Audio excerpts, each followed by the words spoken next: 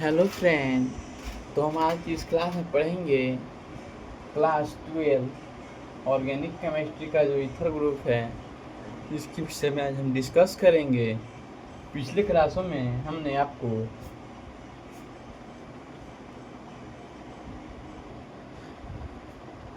Alcohol group,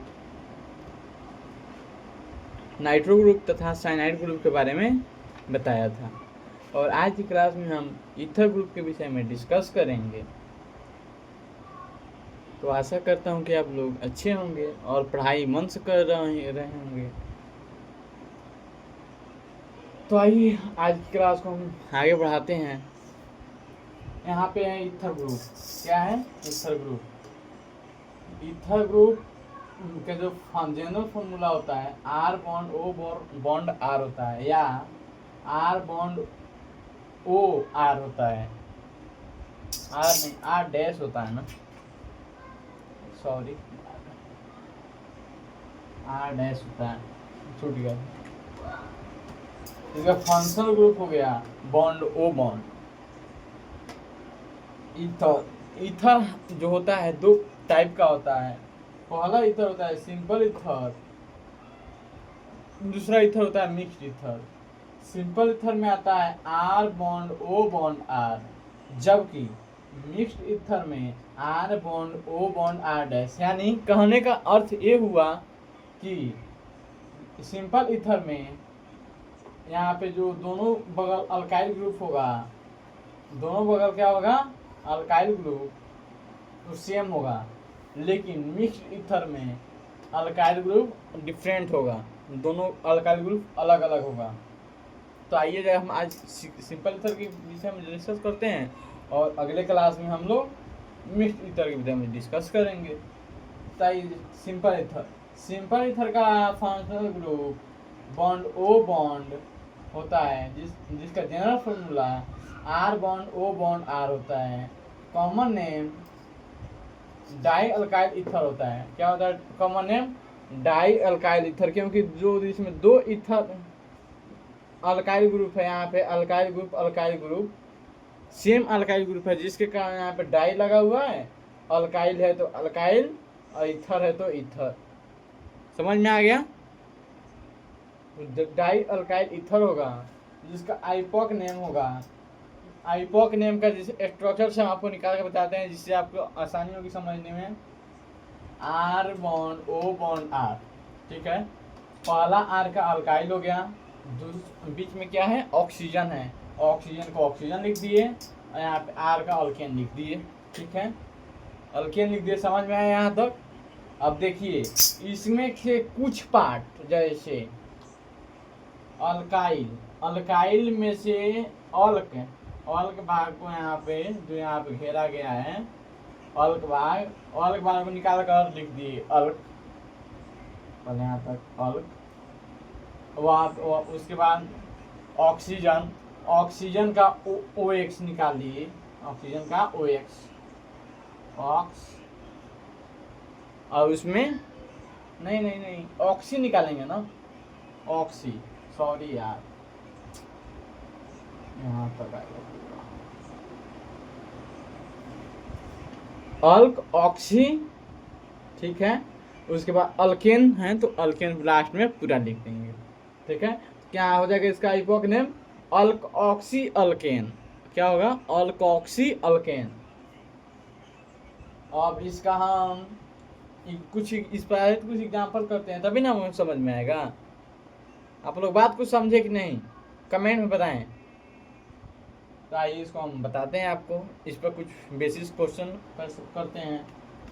जैसे are के स्थान पे मैंने CH3 लिया, आप कुछ भी ले सकते हैं, CH3, C2H5, C3H7, C4H9, C5H11, C6H30, C7H50, C8H70, ऐसे बहुत ले सकते हैं। तो आइए बताते हैं कुछ एग्जाम्पल। जैसे मैंने R बराबर CH3 ले लिया, तो यहाँ पे CH3 लिया, इसका फंक्शनल ग्रुप जो होगा, functional group bond O bond होगा, क्योंकि इथर है, बॉन्ड ओ बॉन्ड तो लेना पड़ेगा। आइए इसके बाद मॉलिक्यूलर फार्मूला बताते हैं। मॉलिक्यूलर फार्मूला हो जाएगा CH3 bond O bond CH3।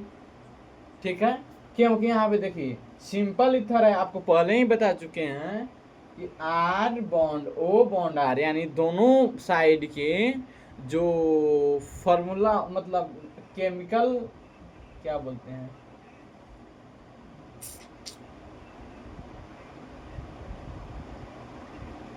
जो ये फार्मूला होगा CH3 यानी अल्काइल ग्रुप, वो सेम रहेगा, तभी यहाँ पे हम डाई मिथाइल डाई लिख सकते हैं। अगर सेम नहीं हो तो उसको डाई नहीं लिख सकते हैं, इसीलिए यहाँ पे सेम है तो इसको दोनों साइड सेम रहेगा, क्योंकि सिंपल ईथर है, तो इसलिए यहाँ पे CH3 bond O bond CH3 हो जाएगा। अब यहाँ पे इसका कॉमन नेम आपको बताते हैं। कॉमन नेम हो जाएगा डाई, चूंकि दो है सेम सेम तो यहाँ पे डाई हो जाएगा। CH3 को मिथाइल कहते हैं, मिथाइल हो जाएगा।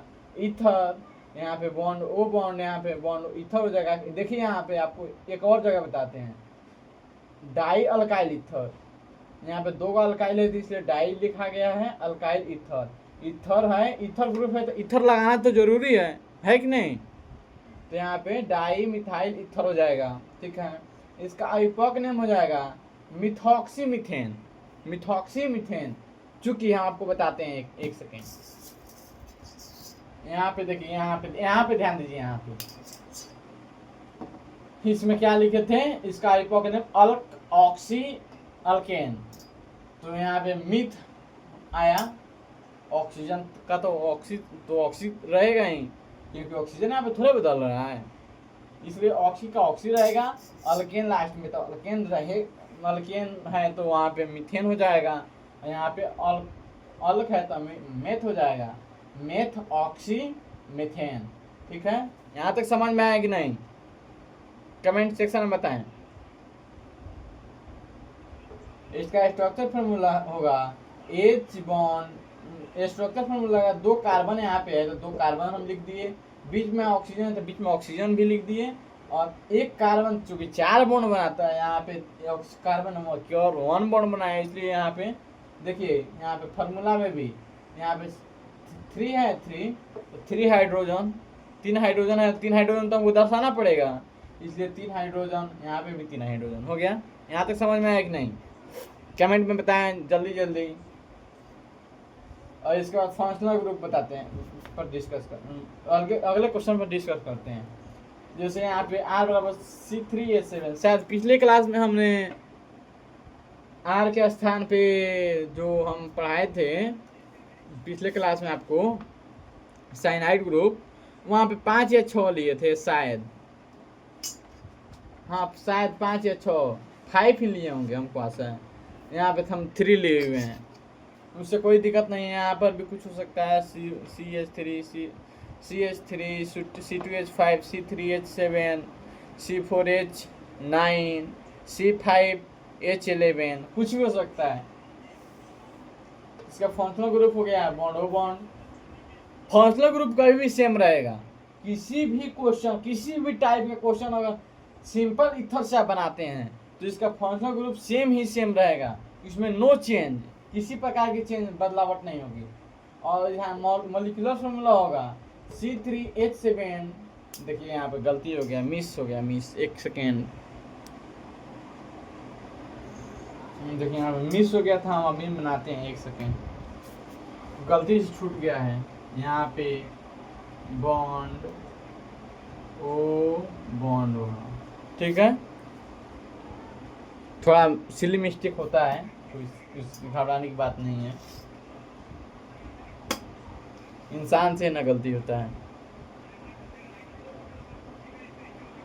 तो यहाँ पे मॉलिक्यूलर फार्मूला लगा C3H7 bond O bond C3H7, common name हो जाएगा dipropyl ether, dipropyl ether. चूंकि इसके पिछले वाले सवाल में भी आपको हमने बताया था डाई क्यों लगेगा, क्योंकि दोनों साइड जो ग्रुप जुटा हुआ है वो सेम है, इसलिए डाई लगेगा।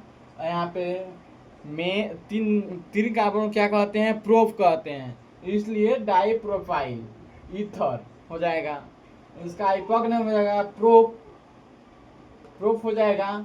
ऑक्सी तो ऑक्सी लगेगा ही, और प्रोप अल्केन के प्रोपेन हो जाएगा, क्योंकि 3 कार्बन है इसलिए प्रोपेन हो जाएगा। आइए इसका स्ट्रक्चर फॉर्मूला आपको बताते हैं। यहाँ पे 3 कार्बन है, 3 कार्बन हमने लिख दिया, तो यहाँ पे 3 कार्बन है, 3 कार्बन लिख दिया। एक कार्बन 4 बॉन्ड बनाता है, चूंकि एक कार्बन 4 बॉन्ड बनाता है इसलिए यहाँ पे देखिए 7 हाइड्रोजन है, तो यहाँ पे 7 हाइड्रोजन होगा। 1 2 3 4 5 6 7। यहाँ पर भी 7 हाइड्रोजन है। 1 2 3 4 5 6 7। यहाँ पर भी 7 है, यहाँ पर भी 7 है। 7 7 हो गया। 3 3 कार्बन हो गया। एक ऑक्सीजन है, एक ऑक्सीजन डबल बॉन्ड बनाता है इसलिए डबल बॉन्ड जुट गया। तो यही है हमारा सिंपल ईथर। अगले क्लास में हम आपको मिक्स ईथर के विषय में बताएंगे। मिक्स ईथर में होता है कुछ नहीं, सब सेम है, बट जो वो आगे वाला ग्रुप जुटा रहेगा वो पहले वाले ग्रुप से डिफरेंट रहेगा, क्योंकि यहाँ पे देखिए R' है, इसलिए जाहिर सी बात है अलग होगा कि नहीं। तो अच्छे से मन लगा पढ़ाई कीजिए, और कुछ आगे आप सवाल बनाइए जैसे 10 12 तक, क्योंकि इससे नीट में भी सवाल आते हैं। 12th बोर्ड का तो एग्जाम में आता ही आता है, इसलिए थोड़ा इस पर ध्यान दीजिए, और इस वीडियो को ज़्यादा से ज़्यादा अपने दोस्तों के पास शेयर करें, क्योंकि मैं इतना मेहनत कर रहा हूँ आप ही लोग के लिए ना। तो इस वीडियो को ज़्यादा से ज़्यादा शेयर करें प्लीज़, लाइक सब्सक्राइब करें, और आगे अच्छी बातें जैसे ऑर्गेनिक से रिलेटेड हम बताते रहेंगे आपको, इसलिए चैनल को सब्सक्राइब करें और लाइक करें, कमेंट करें, बताइए, कमेंट करके बताएं क्लास कैसा लगा। तो फिर मिलते हैं नेक्स्ट क्लास में नए जोश के साथ, नए उम्मीद के साथ, नए टॉपिक के साथ। तब तक के लिए बाय, टेक केयर।